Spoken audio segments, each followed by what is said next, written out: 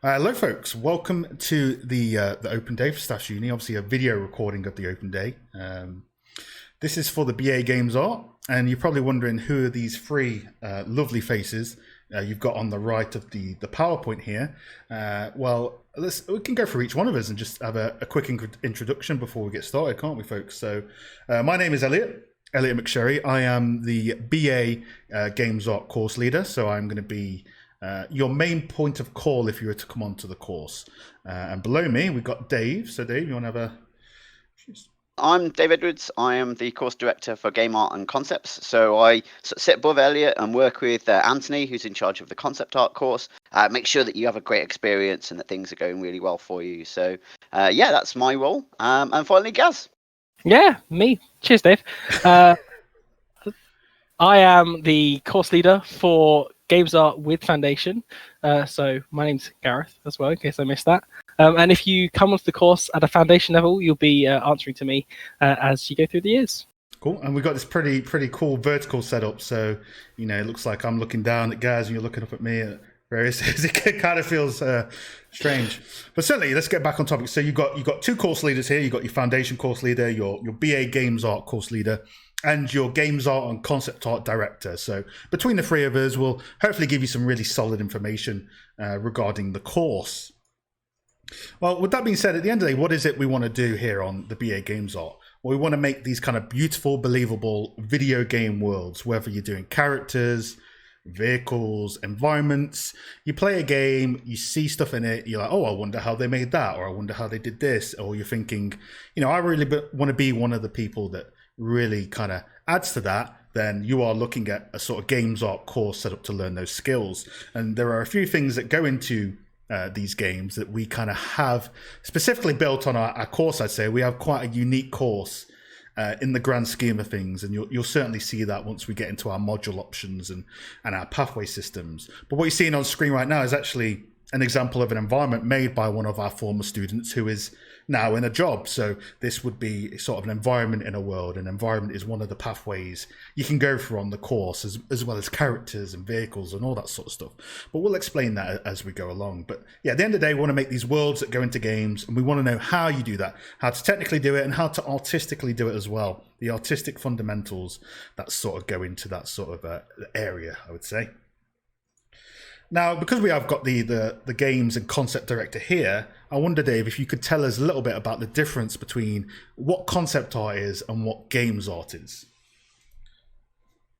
Students that come to us and that are really, I'm not sure perhaps where the difference is, where the one leaves and another starts. So I guess the difference is where you are involved in the process. So as a concept artist, you're involved really quite early on in the process. You work quite a lot with perhaps the game designers, maybe the director or something like that. And you're sort of establishing the vision for, or the visual vision anyway, the artistic direction of a product, right? So you're looking at that idea that you're going to take those initial ideas, visualize them in sketches, in drawings, in paintings, 2D paintings, to set out the stall of where things are going to go. And then those would be passed on to perhaps your production design. It would be passed on to your games artists for them to actually be made and put in a game. The work you're looking at on screen is actually work done by our 2D concept art students on the concept art for game and film course.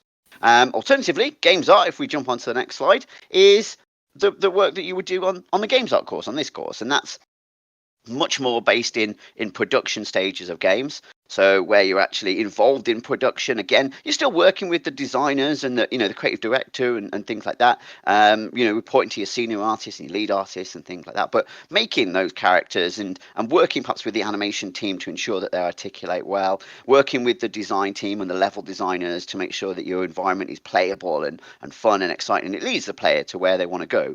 And obviously, perhaps you're doing a lot of set dressing as part of that and things like that. But you're heavily involved in like the engine side of that, using Unreal Engine, Max, Maya, ZBrush, Marvelous, Houdini, all these sorts of cool tools to actually make these worlds, which is just awesome and great fun.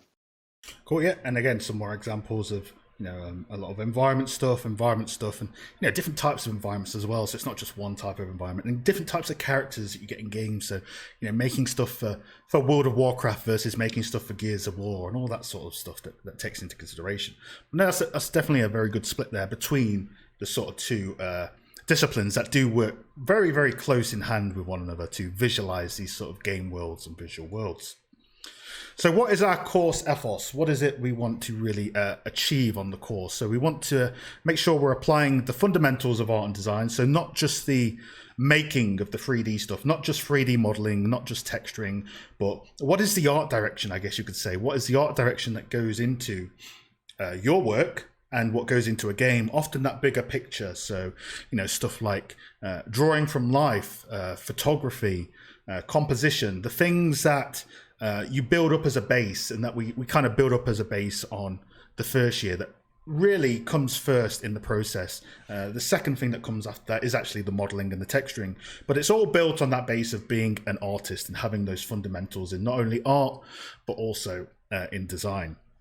And I guess as a little statement here, the things that you will achieve or work towards on your course with us, hopefully, is you'll enhance your kind of practical skills of actually making the models and making the thing, aka the artifact is what we call it, and knowing sort of the creative and artistic fundamentals that go into that, and build that up over 3 years so that you can actually make these things but make them look good for that professional quality bar.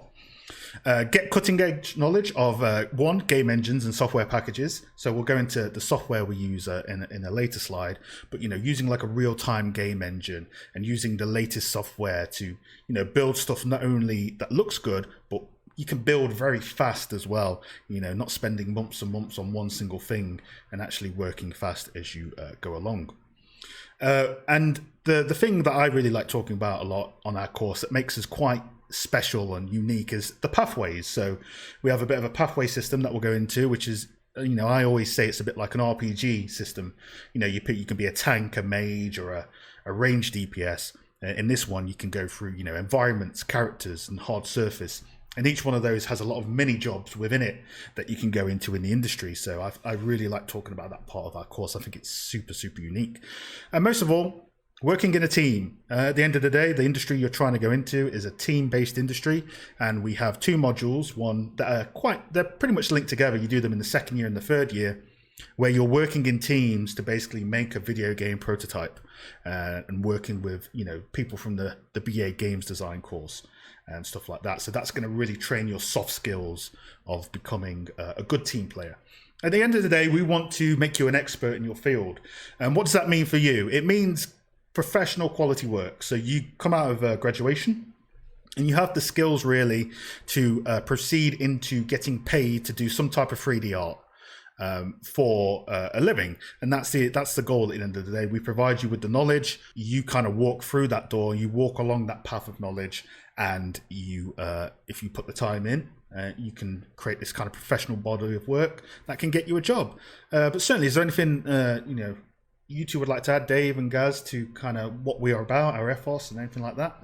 Next slide, we cover a little bit about like how that sort of comes together into creating you as an awesome artist, really, as a T-shaped person. I love that term. I think it got coined by sort of Valve a while ago, but it's that idea that you're more than capable of understanding a broad subject area, right? So as a game artist, you're going to want to understand, even if you're a character artist or an environment artist, you're going to want to understand like production of how stuff kind of works and how stuff fits together. You're going to want to be able to be adaptable and work in a variety of styles, especially if you worked at like an outsourced studio or partner studio where you might have to dip into a variety of different art styles, be able to create materials and stuff like that. But equally, that you have a deep expertise as that environment artist or that character artist. That's your portfolio content, right? Yeah, that's what you can absolutely do. But if someone was to come along and say, oh well, can you make me a gun for that character or a radio to sit on the side of their bedroom where you're going to play in this world, you'd be more than capable of doing that. But equally, working in those teams is going to also, expand that sort of team working skills. You're going to be able to communicate with the animators or with the developers, and understand things like limitations, or an FPS, and blockages and stuff like that, texel densities, all the stuff that surrounds game development. As part of what you go along. So that's kind of how the course pans out, and that sort of translates into the course structure as well, which we're going to see a little bit later on. So that's how we kind of plan things out and what the course is involved. I'd say building you up in not only soft skills but hard skills. So soft skills are like being a good team player, being able to communicate your work, really efficiently, and then the hard skills are the actual how do you make the thing, and then having that kind of depth and breadth of knowledge and expertise as you go along the 3 years to really build you into that sort of employable graduate. So what sort of systems are we going to have on the course? So how are you going to learn? How are you going to get better? And what's the sort of stuff you're going to be using? So I guess we start with coursework. So we are a fairly practical university for the BA Games Art. So you are going to have to obviously do a bit of writing. It is academia after all, but a lot of that is tied into building you as a person, building your soft skills up. So a lot of the time you'll be doing a lot of reflections on your own work and how you have kind of strengthened up your work over the years for most of your modules. Most of our modules are practical, so most of it is actually making the thing. So if you do, for example, introduction to texturing, which we'll see in a second slide, you're going to actually be texturing stuff. You do introduction to modeling, you'll be modeling stuff. If you do, your CAVs and your fundamentals modules, you'll be drawing stuff and drawing from life. And we tie in a lot of assessment to that and then pair that up with, a written reflection or a report towards the end of it, so that you're kind of tying up the module, reflecting on it, and then moving on to your other module in kind of the system. And one way that you learn through that is feedback. So we provide you feedback, and we have a multitude of ways that we can actually provide you feedback. So one is obviously in the sessions, face-to-face, like this, us talking. The other one is forums. We have a forum system called the Digital Academy Forums. 99% of our modules use the forums. So you make a thread per module and you post into it, and your lecturers will give you feedback on that at a regular basis. So you're getting written feedback and vocalized feedback, and that feedback is crucial to improving your skill set. Otherwise, you could draw, let's take a drawing for example. You could draw a skull 100 times and not ask for feedback. You're probably not going to get that much better at drawing skulls. Whereas if you draw a skull 100 times and get feedback every 10 schools, or whatever, every touch point, you are going to improve. So feedback, absolutely crucial to improving. You can't just do the work and hope for the best. So that's why we provide it in a multitude of ways. We have dedicated games art resources. So what does that mean? So it means for our on-site sort of area, we have Cintiqs, a multitude of Cintiqs, a multitude of Wacom pens that you'd have to rent out to use the Cintiqs. We have into the labs as well, don't forget. So we've got 200 plus Wacoms installed in the labs. You can just come in to our on-site provision and just start working. If you've got your own pen, then you can just sit down and kind of crack on, really. But yeah, you can go and hire equipment as well, as Elliot said there, where you can go and hire a Cintiq or a Wacom Large if you feel the need to draw massive drawings. You can, why not, right? Like, you can absolutely, the same as you can get dedicated, you can get the DSLR cameras out if you want to go and take some high-res camera texture photos, or if you wanted to do some photogrammetry and you didn't have a good DSLR camera, you could actually go and rent one out from the media stores and do that. That's absolutely at your disposal for that. Yep, certainly. So, sometimes we used to have people sneaking onto the massive Cintiqs that are usually at the front of the room, and then that's always entertaining to do as well. So we have the resources for that. Is there anything, Gaz or Dave, that we want to add to the sort of dedicated side of it that we can't cover in technology? I mean, we've done Wacom pens, getting training for cameras and all that sort of stuff. I think that's most life drawing spaces as well. I think we're going to talk about that in the next slide, but we'll see just an example of what the life drawing's got. 2 on-site life drawing spaces, which is really cool. But yeah, well, come on, let's have a look at the technology and how you access it, and then let's have a look at our life drawing. Yeah, sure. So technology, what do we have use of? So at the moment, due to everything go on, we are using Microsoft Teams. And we're doing blended learning. So at the moment, that is a mixture of, one, having lectures delivered through Microsoft Teams, and two, coming onto site for what we call, special learning or masterclass learning for our kind of blended learning sort of system. And to go along with that, we've got obviously the forums that we just said, which is an online system where you can post your work, kind of like your development blogs to a degree. So using those forum posts as your development log throughout the 12 weeks of a module or the 24 weeks of a 2-semester module. And Discord. So we have quite a large Discord for the BA Games Art course at Staffs. It is it's made by the Games Dev Society, which as well is one of the big, I think they almost won they won an award or almost won an award for one of the biggest game dev societies on campus. They're absolutely like Best huge. Society a couple of years ago, yeah. Absolutely huge. The Discord has hundreds, I think it's going up to like the thousands now, thousands of members, hundreds of members, and it's Staffs only students, so upcoming students, first year, third year, second year, masters, and also past graduates that have gone into jobs who stay on the Discord, and we allow people from industry into the Discord. So it's quite a huge resource. There are multiple times where folks are going on there to discuss work, help each other out. They sit in a call and they share their screens and they kind of reenact like a studio environment because they're working from home. Absolutely loads of resources on there. We're on there as well. We're on there as lecturers. In an unofficial capacity, obviously. So you might see us, chilling or having a casual chat, as well as giving the odd piece of feedback here and there on the Discord. But it's absolutely one of the more unique things, I'd say, that sets us apart, having that absolute huge community. And as Dave was saying before, and I'll bring it back to Dave, our dedicated life drawing spaces. So Dave, how do you want to start this? Yeah, so life drawing. So we've got 2 dedicated life drawing rooms. We've got one in our Dwight building and one in the Cadman building. The example that you've seen there, that's from our Dwight from the Dwight building. Mm-hmm. It's a beautiful space for actual life drawing. It's quite a large space. You can see all the drawings around the walls. That's actually drawn by students. They actually were encouraged to draw the model just straight onto the wall, which was just awesome. But it's also made so you can just go in there and do some clay work, and we actually get the students hands on with some clay, doing they actually have to do portraits in clay, have to make someone the head of the student next to them or from reference before they get into ZBrush. It's a nice sort of stepping stone sort of approach, and you can do mixed media stuff in there as well with ink and paint, and it's just quite a cool messy space for artists to just sort of have available. And we've also got just beautiful systems set up at the moment for delivering stuff through through cameras and stuff as well. So virtualizing a lot of live drawing as well, which actually gone down really well with the students. So there's an awesome sort of approach that's happening right now.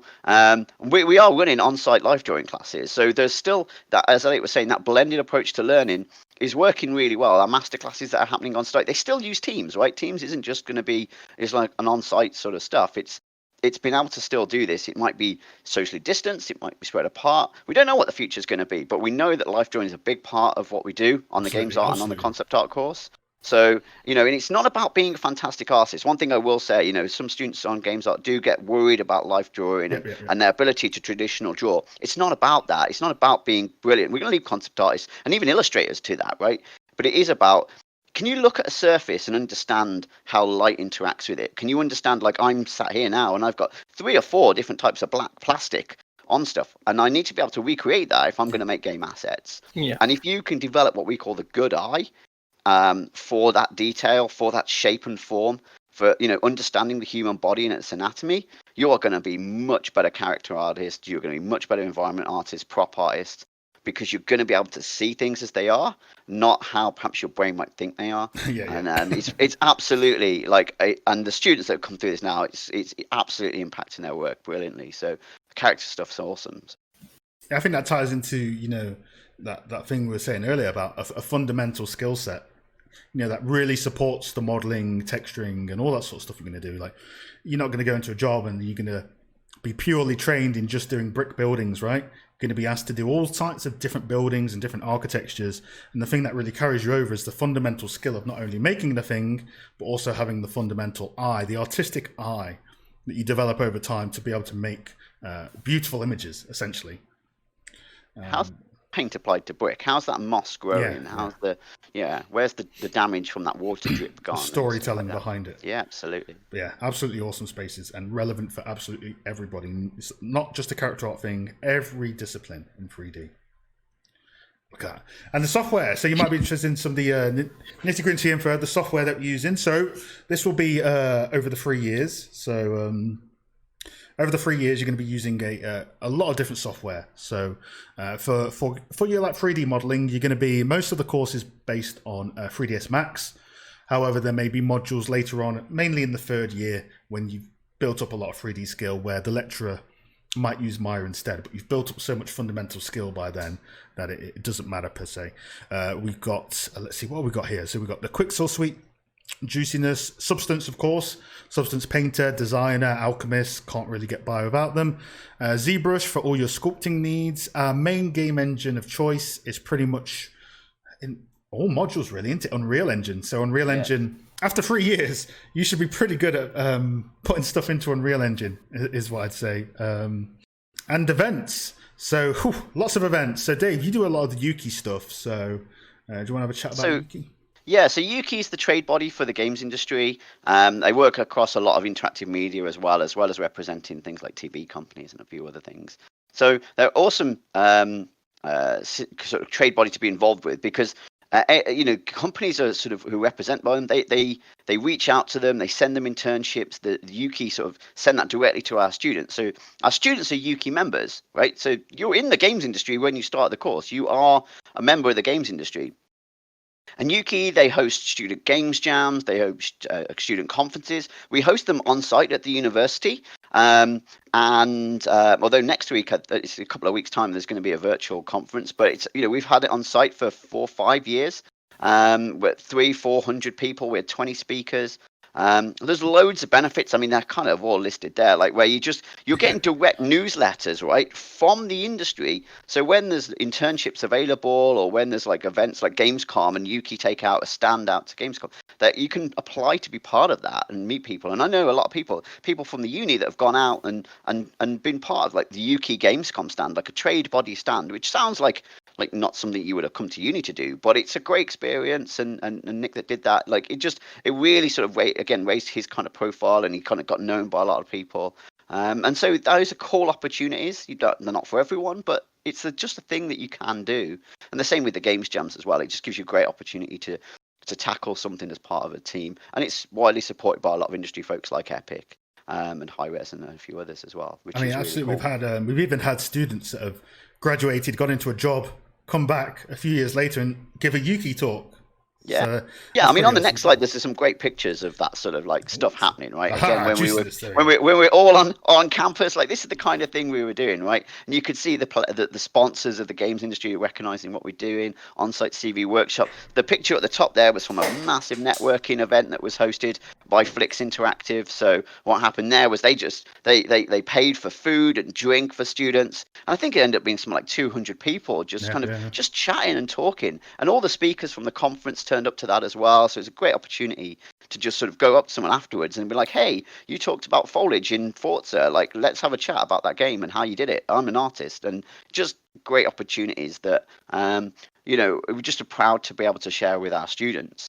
The other one of that actually is the getting the game stuff and the sumo stuff that's we do with other partners like Aardvark, Swift, and Sumo Digital. And on the next slide, Elliot, I was trying to find one of us.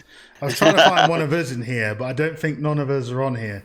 There's a lot of lecturers over there. Is that Greg at the bottom? Greg, maybe? There are other lecturers on there. But I can't. No, sorry, guys. I can't find any of us, unfortunately. At the back. I think at the back. I mean, if one of you saw us from what you can tell on the right, you have to let us know.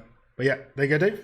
Yeah, so we work really closely with Sumo, with Aardvark Swift, with a multitude of partners, as well as hosting our own events. So we do a Get Into the Games Industry a Welcome Week talk as well, which had people like Flix, Lucid, and Creative Assembly, and Cloud Imperium, and Splash all take part in as well. Sumo have been really good with us. They've come down the last couple of years and promoting placement schemes and talking directly to artists and programmers and really getting you into the heart of things. And that connections, again, has rewarded us really, because we're now Tiger accredited. Tiger are another trade body for the industry. They sort of represent just more game studios, and you may have heard of the Tiger Awards, which are sort of a game industry awards voted for and nominated by the industry themselves. Yeah. But they actually accredit courses, and to be accredited, one of the criteria of being accredited is that not only are you doing awesome sort of industry events, but also you get people into jobs.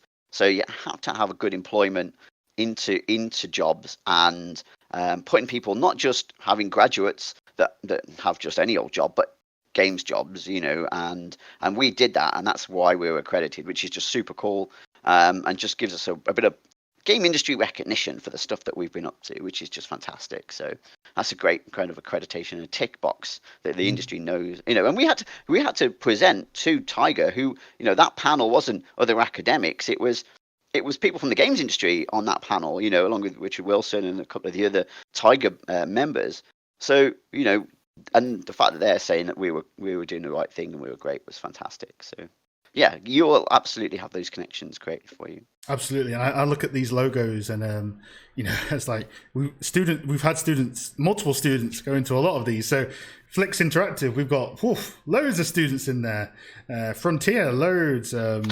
Cloud Empyrean, just like let's see these logos. It's like, yep, students gone there. So it's just great to see, and especially as Dave said, really, really good to be accredited as a course-wide thing.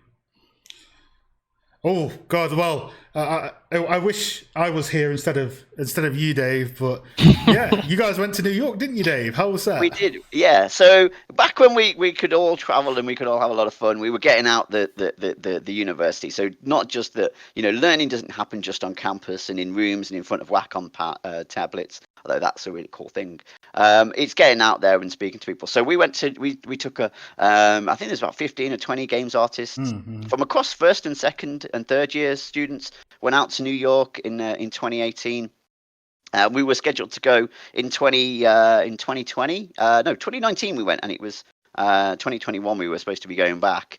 But unfortunately, we're going to have to postpone that. But we will be going back at some point. I've still got my contacts out there at Take-Two and Avalanche. We name now, but and Defiant, and it's that.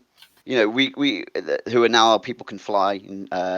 But yeah, it was just a great opportunity to go into those studios, talk about what life's like in an American production company. It was like the VP of public relations that gave us a talk at Take-Two, so like quite a senior guy, and they fed us donuts, which is just awesome. Like proper New York donuts were like it was just amazing. They put this hospitality on, and a great experience, a really great experience for students on this sort of a trip. So yeah, we'll absolutely be going back. I'm jealous. Sneaking Elliot aboard as well, I reckon. Yeah. Well, I mean, let's not leave me behind, shall we? Well, you're down there, all the way down there. Gaz will be here to talk to you. You're rocking. Yeah, good. Cheers, guys. But I think it also illuminates a great concept that if you work really hard, there are folks that they go and work anywhere. They get so good, right? So Games Art could literally take you anywhere across the globe if you put the time in, which is crazy. And there's no cap to the level as well. You can just keep improving. All of us, we're still learning every day as well. So you're always learning, and it's just great to see the different sort of cultures out there. I'm very jealous about that. Almost thought I heard something then. So our structure. What is our structure about? That's why I like getting nitty gritty with stuff. So our modules are 30 credits. We do 120 credits a year. So 3, 6, 9, 12. That means you've got 4 modules a year for the most part. That's your kind of core modules that make up everything, right? 30 credits, 300 hours. Our pathway options, which again, I've said, we'll get into this in the next few slides, are very unique to our course, having specific like RPG trees that take you down a certain route to learn a job for. A focus on games. So I said before, we're very practical, and we have a team module where we develop a prototype of a game. Everything we do, we teach you, again, the soft and hard skills to be a really good junior in the industry. So when you graduate, you should already be a step above everyone else applying with the knowledge that we're going to teach and practice on. And foundation year, which is where Gareth at the bottom here is going to come in. He's going to talk a bit about the foundation year course. So if you don't quite have the UCAS points or tariff points to get onto level 4, absolutely no worries. We have a foundation year. And that foundation year, as Gareth will agree, is very bespoke. So, Gareth, what makes our foundation year a bit different when I look at, before that, what makes our foundation year different to others? So it's not a generic foundation year, is it? It's kind of relevant to what you want to do, right? No, everything is kind of outlined, right? It aligns itself to that idea where going forward, it's about bringing you up to where you need to be, but it's also bringing you up in a way that it's not just, let's just show you everything in a generic sense, but it's targeting the areas. So with Game Art, we're actually just hammering down into exactly what you need to do, kind of stepping into it. So almost coming out of that foundation year, you can almost be a step up into that first year, because you have that further underlying and you know exactly what's kind of coming. So it's really bespoke in that it fits really nicely with that first year and just really outlines exactly what you need to know. Yeah, it's pretty much the same stuff that will teach you across the BA is on foundation. It's not outsourced in any way, shape or form. So, don't worry about it being a foundation where you do something completely different related to what you want to do. It's bespoke to Games Art. I will say it's not just points related. We do portfolio interviews for the course as well, which we'll talk about when we kind of get towards the end. But one of the things that is perhaps worth thinking is that if you don't quite have not just the UCAS points, but if you don't have the portfolio readiness, what we're looking at is what's the best way that we can take you from where you are now into the industry. What's the most realistic pathway for that to happen? And that's what we want to do, right? We want to get you the best opportunity, not the fastest. And sometimes for some students that isn't. Those two are different things. So it's for some students, when we perhaps we'll be perhaps discussing with you with the portfolios and we review your portfolios, we'll be looking at that and we're perhaps suggesting, actually, it might be better that you take a 4-year route through the course, and therefore that's your best way of going into the industry, rather than trying to rush it, trying to run necessarily before you can walk, struggling your way through over 3 years, and perhaps not having the best portfolio when you graduate and not doing as well as you might have otherwise. And that's nothing. The foundation year is nothing to be sniffed at. We've had people go through that foundation year. They've gone on to be senior artists at Playground. They're content and environment development artists at Rockstar. They worked on Red Dead. This isn't just like, foundation year is not like something to be perhaps affronted by. It's absolutely. For some people, the best way and a great way for them to go into the industry with just a little bit more time. And it's just brilliant. Yeah. Absolutely. It provides a really solid grounding for sure. Yeah, absolutely. And the pathway options we were talking about before. So you could really sum it down to three major pathways that reflect the most common jobs in the industry. So the first one is the character art pathway. And pathways, you start to pick pathways and traverse through them from level 5, your second year, because your first year is going to be shared, which we'll have a look at in a moment. But if you go down the character art pathway, you essentially want to make creatures, characters, humanoids, beasts for video games. And as you can see here, we have quite a breadth of styles. So we've got the kind of nitty-gritty Dark Souls style here. We've got these sort of Telltale Games stylized shader here. We've got, that is Hulk Hogan on a jet-powered device with Gatling guns. Character art, right? You can be quite crazy with it. Got a shark chap here, and then we've got I think the stylized World of Warcraft piece. So you can see that realistic, stylized, and sort of sculpt-based stuff. And that's on that module. It's going to be absolutely crucial through that pathway to do life drawing. So again, throughout the pathway options, you'll have the ability to take modules such as life drawing and taking the stuff where you actually learn to make it. So that's our first pathway, the character pathway. Usually most people decide, don't they? Yeah, the character pathway does include more life drawing, because industry wanted the people that were going out and making characters. They were perhaps doing a course where they might only make 1 or 2 characters in 3 years, and they were like, well, why not make more? Why can't we have people making loads of characters? So that's where we came from.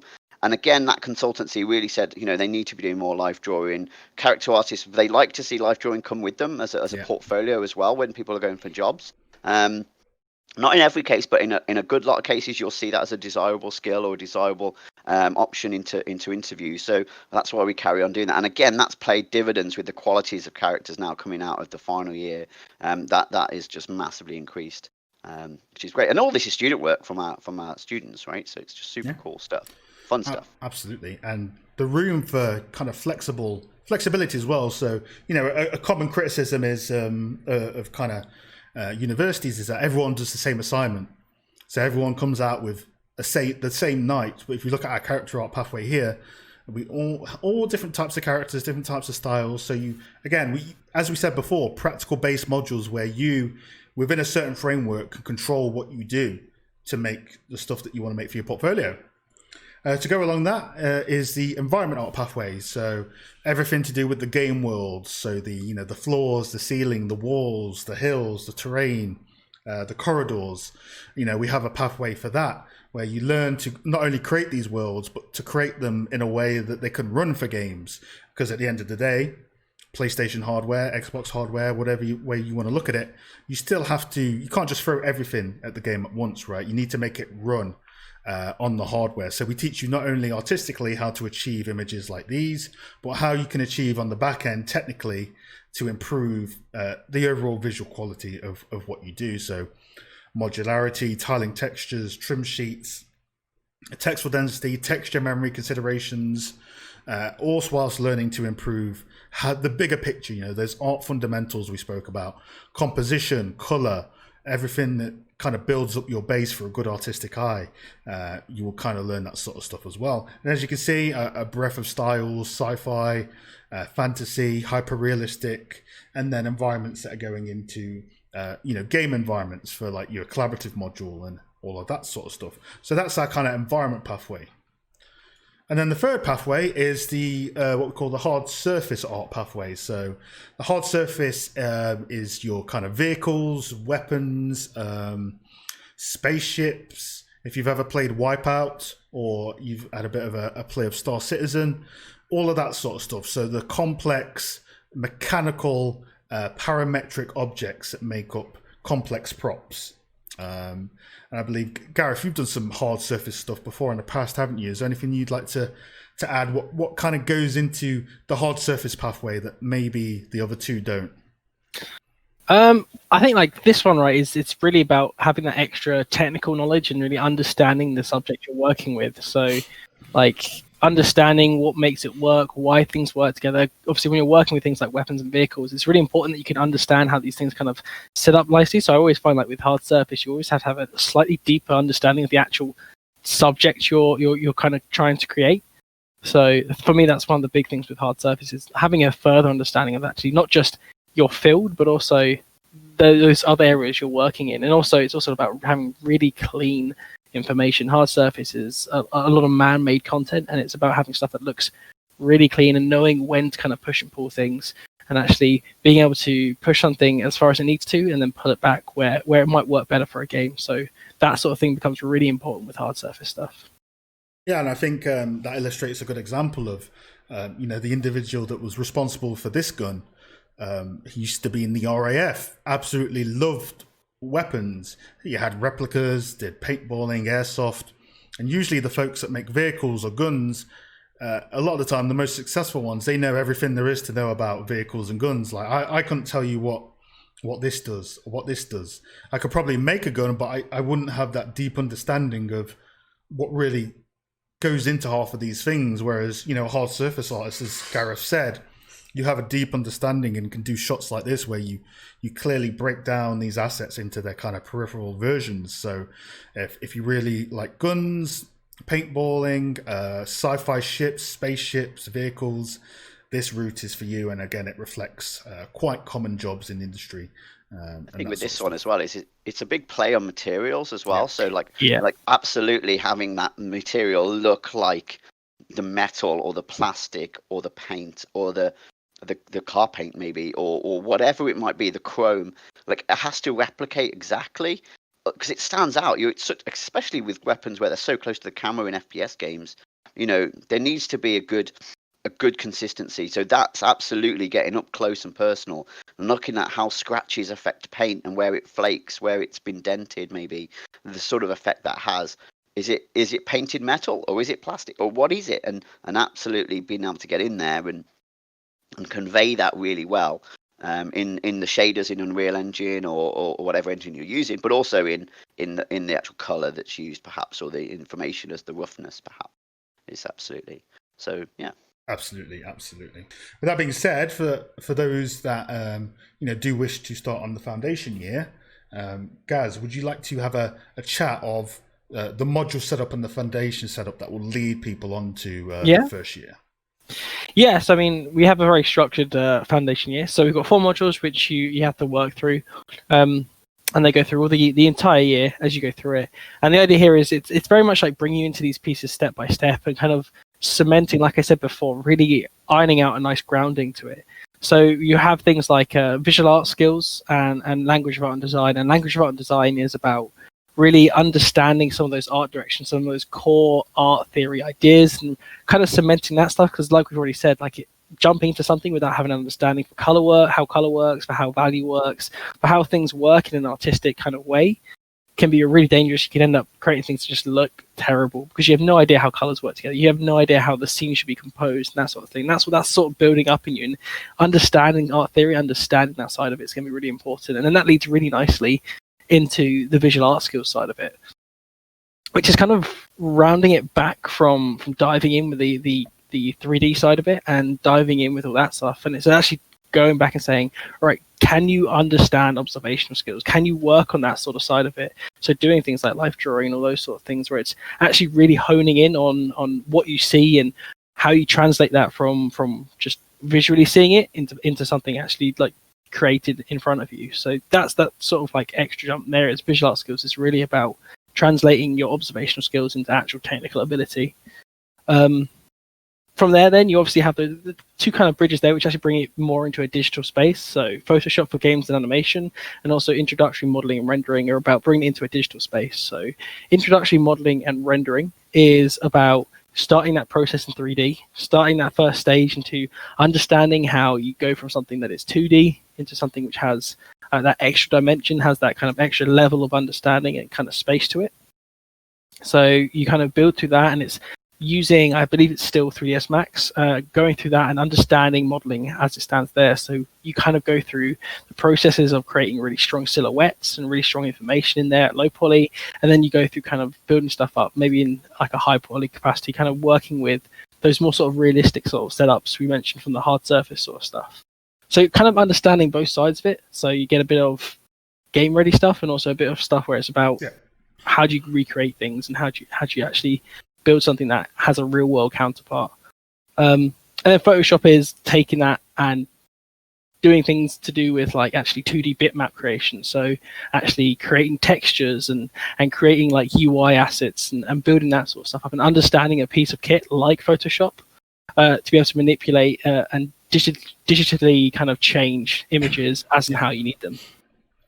Absolutely. And as I said before, this is designed for games art. It's not a generic foundation. The same sort of staff teach on the BA Games Art, and on completion of foundation, you would then come on to the BA Games Art course at first year. So I know this is quite a lot to look at, and we'll explain kind of each year as it is. But again, looking at these colours up here, you can start to match the general topic of what we're sort of doing. So I think it's worth noting that our first year is it's kind of shared year. So there are no pathway options yet, because it's a bit too early to start going into specializations when you're just coming to university, right? University is can be a very new experience, and you're trying to get your footing in the world. So our level 4 again builds on that. Sorry, it's not shared with anyone else though. It's your first year. Yes, your first year is what I mean. Yeah. So when I say shared, I mean you don't have your options. So BA Games Art only. That's it. Yeah. So it's just you doing things like calves and fundamentals where. It's specifically, so we don't have a common first year across all of our games courses, or where you're sharing it with design. Some modules will overlap maybe, but the Games Art course first year has been built specifically for you folks, and therefore it's all dedicated to art development. There's no kind of like programming modules in there. There's no like learning how to do level design or blueprinting and code or anything like that. It's just like, how do I make cool art? Sorry, No, that's certainly just a mix of words there. So in your there you go. Let's go back one. in your level 4. So the things that we teach you that before we go into the pathway stuff is, again, kind of building you up to prepare you for the pathway options. So it doesn't matter what sort of level you start off at coming on to the first year. Maybe you've had 3D experience before, maybe you haven't. We build you up from the ground running. So I'll give a brief description of each one. So your introduction to 3D modeling for games is using 3ds Max to model and texture a lot of stuff. I know Gaz leads that one, so it's a lot of modeling, a lot of texturing of different styles as well, isn't it, Gaz? Yeah, totally. Getting hands-on and really understanding kind of the different workflows, and actually in that one, getting an understanding for all 3 pathways. So environments, hard surface, and characters. Yeah, and then on the other side, let's go all the way to the other side. On introduction for texturing for games, that's doing stylized, hand-painted textures. So if you were to do a textures for World of Warcraft, how would you do that? And that's designed to train you in, again, value, shadow, and light. You'll also do texturing and introduction to 3D modeling as well. So you'll get stylized and a mixture of stylized and realistic. So that trains you up in kind of the more software side, but also the artistic side of things. Now, these 2 modules in the middle, I call these the art direction modules. So again, training your visual eye up and training your fundamental base. And I know that Dave leads this one. So Dave, do you want to give a brief description of what folks would be doing in CAVS? Yeah, so CAVS is, as Elliot said, the art direction, the contemporary aesthetics and visual structure. So what we actually do in there is we watch from films, we play some games, and we analyze them. We break them apart, we deconstruct them, we work out what works, what doesn't work. We don't always play good stuff. It can be quite bad stuff as well. Why does a bad looking game? What does that mean? What's a cool looking game? Why does that fit together? And stuff like that. Why does the world of this game exist in the way it does? How do you design it as well? So how do you design that game to exist in the way it does? So I think that's the really the key thing there is trying to make sure that the vision of what an art director perhaps might want, or a theme or a mood, how do you translate that to something that's sort of really cool? I always describe CAVS as it's the module where you learn that spiky is bad and round is good, but in a lot more detail. And then your fundamental art skills for games. So that's where you'll get your your life drawing, your building you up as an artist. I don't teach on this one. Do any of you? I think it's very traditional art stuff as well, right? Fundamental art skills, yeah. So fundamental art skills is that idea that you're learning the drawing skills and the skills to be able to take something and draw it and look at it, and then you start to work on those observational skills through progression and learning perspective. You also do in there, you do those clay heads, and then you also take that clay heads and you turn those into ZBrush heads as you progress through. So that's how that module sort of starts to tie together. It's a really cool module to then progress you into the second year. That level 4 module really does bring together, or the level 4 year really brings together the knowledge you need to start the pathway system at level 5. So for level 5, your junior collab, I guess for level 5 and 6, these are your game development modules in a nutshell. Work together in a team, teams of 15 to 20, make a game prototype, do the art, do the design for it, get used to working in a team basically. And then the pathway system. So as you can see before, you can either go through hard surface, environments, or characters. So you either pick your 3D character modeling for games or your hard surface in your first slot. In your second slot, you pick either life drawing or 3D modeling, environment modeling for games. So if you're going down the character pathway, you usually go here, where my mouse is, then you go to life drawing, and then you usually pick this one at the top here. And that would be a character art pathway. If you're doing environments or hard surface, you would usually go here, where you learn to do weapons and vehicles, here, where you learn to do a sci-fi environment and a kind of hyper-real medieval environment. And then over here, you would usually go to here, which is a live brief from industry and material work. And then you can even go between some of these. So you could go hard surface, and then one of these. You know, you sometimes do get people picking between the pathways, but usually most folks by level 5, you're either going to decide to go down a character route or the environment or hard surface route. And those 3 that I've just shown with the mouse are the most common routes I find. For 2D game art, that's pixel art. So getting nitty and gritty with it, with doing a bit of pixel art. And your advanced real-time technologies is a mixture of kind of, I believe, do a lot of visual effects stuff in Unreal and a bit of ArchViz sort of rendering. So those 2 modules are where you would pick one of those if you don't see yourself usually fitting into one of these pathways, is what I'd say. And then in level 6, the pathway system gets fairly simplified and straightforward and more direct into the route you want to go.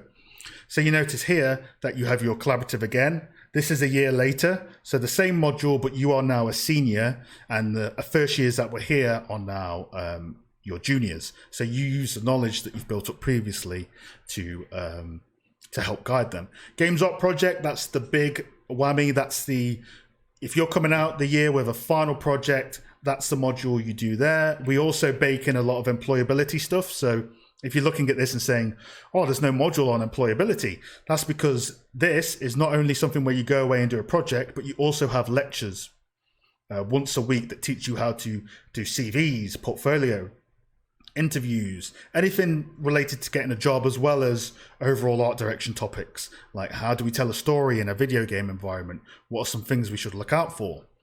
Advanced 3D modeling, that is a shared module of, when I say shared again, everyone goes onto it from characters, hard surface, and environment, and you have specific art test briefs in that, where you make one or the other, and your lecturers, you'll have character art lecturers, environment lecturers, hard surface lecturers, teaching various weeks of that. And then over here, you have the 3 major pathways. You pick one of them. This is like your final skill tree on the course.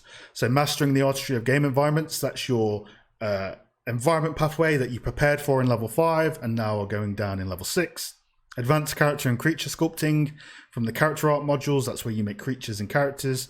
And the hard surface modeling 2, harder surfaces, where you basically expand on vehicle and hard surface creation from level 5. So hopefully when you've had a look at this, you can start to see now where, oh yeah, I did characters here, and now I've got a route here to expand on that.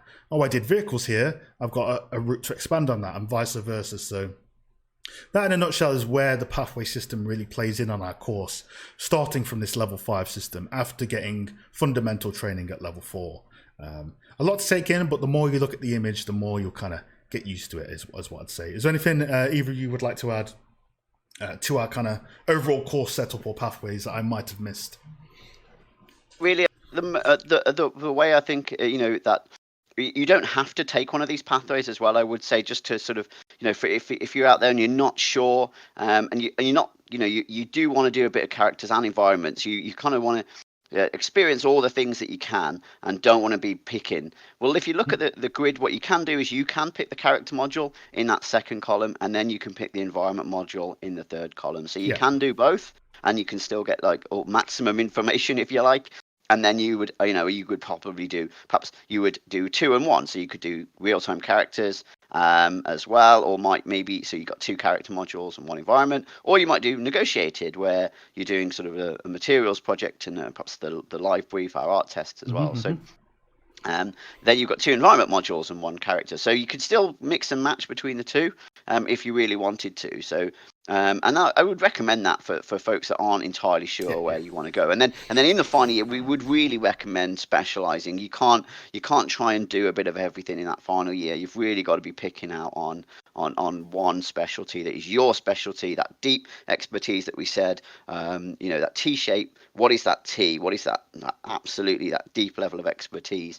And your project is going to be the centerpiece of that portfolio. It is, it's designed, it's an art project that is absolutely centerpiece to your employment as well, supported by games and stuff like that. So yeah, a really great sort of mix of individual study, all coursework based, and that game sort of collaboration sort of mixed in there as well. Quite flexible as well. We're very proud of our pathway system, and we think it's quite special and unique to us. So hopefully looking forward at this, you get to see the potential RPG paths that you go down. Gareth, anything you'd like to add about the course as a whole before we kind of wrap things up? No, I think you guys really just hit the nail on the head. Yeah, it's really just down to those pathways and picking and choosing. I think that's probably the best part about it is your ability to pick and choose the path you want. Awesome. With that being said, you can't ask questions, but yeah, well, I mean, you can well, come maybe to you our, can through the websites. you come to our websites. You can obviously come through the virtual open day experiences and stuff like that as well. The other thing to think about is applying. What happens when you apply? As we did say, there is a portfolio requirement as well. So. But the thing to think about with the portfolio is what we would do is you would apply. We would then invite you to a portfolio day. So there will be an opportunity for then to experience a bit of a sort of an event with us. So we will be putting on these sort of virtual events this year once you apply. And then what will happen is you choose the day that's going to happen for you, and on that day you would be scheduled into a portfolio review with one of us and the extended team as well, where we would talk to you. And in the past we used to call these, I suppose they still are, a degree of showcase and selection. Yeah. And one of the things that I think we can agree is it's about not just it's us selecting you and you selecting us, and making sure that the right course is there as well. So I think the big thing is, if you come to us and you've got a portfolio of traditional art and you talk an awful lot about concept art, we would probably say, well, let's fix you up with an interview for the concept art course, because I think that seems to suit you. Yeah. And equally, if you come for concept art, actually you might come across this way. And it could be that that in that we try and find the right course for you.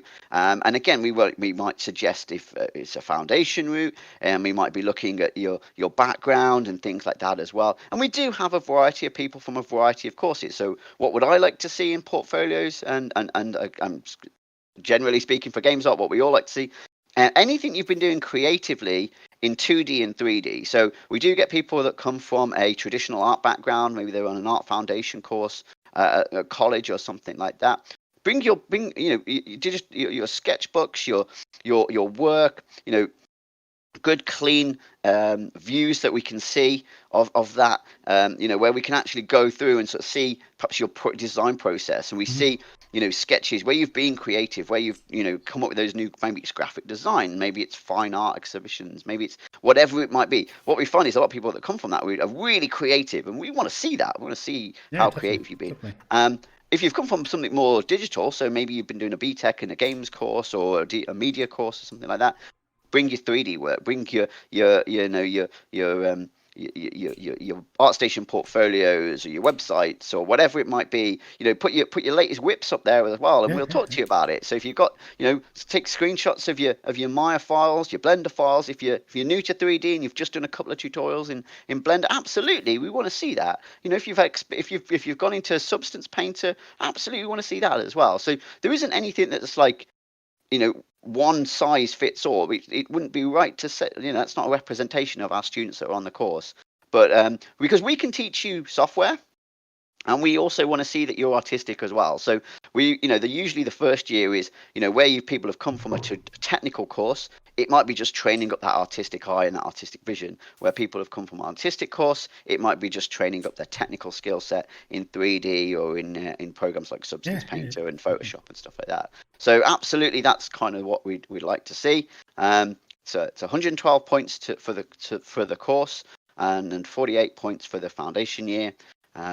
If you don't hit that, what happens is you come into what would be called the near miss list, and that would be where myself and Elliot and Gaz and perhaps the people in concept as well would be looking at perhaps your portfolio. They'd be looking at perhaps the notes from your interview. They might be looking at what you've done, and then we'll make a kind of decision. It might be that we phone you up and be like, okay, so perhaps you were predicted this, but you got this. Let's have a chat. But it's really open for that as well. So absolutely, talk to us, and we'll absolutely get back to you and get involved as well. Definitely. So that's really cool. All right, cool. All right. Is there anything you want to end off of, guys? Nah, bang on. Well, leave it on that. Yeah, I would say hopefully you've enjoyed. So much, everyone, really, for enjoying. Yeah. Thanks very much, and cheers, guys. We look forward to seeing you. Hopefully. Thanks, everybody. See ya. See you later.